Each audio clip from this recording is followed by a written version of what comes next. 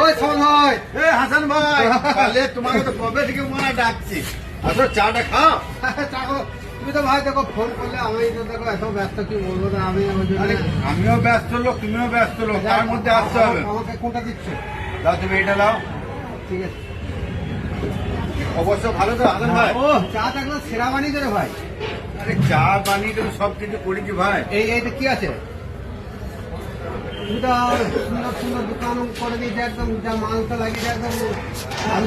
আমি তোমাকে বললাম যে আমার একটা দাঁড়া দাও, তো দাঁড়াও তো দিলে না।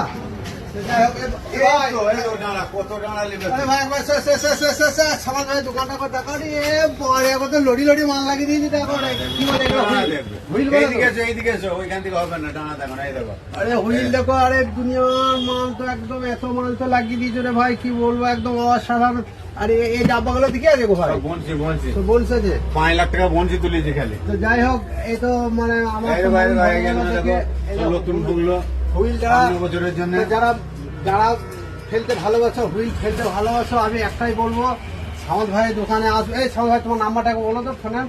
ওর নম্বর দিতে হবে না, সামনে নম্বর আছে। এই দেখো, এই দেখো। জামুনি বাস স্ট্যান্ড, মানে বোলপুর জামুনি বাস স্ট্যান্ডে নামলেই নেতাজি মার্কেটে আমাদের 3 নম্বর গেট বা 4 নম্বর গেটে ঢুকলেই সমাজদা যাকেই বলবে সেই কিন্তু দেখিয়ে দেবে।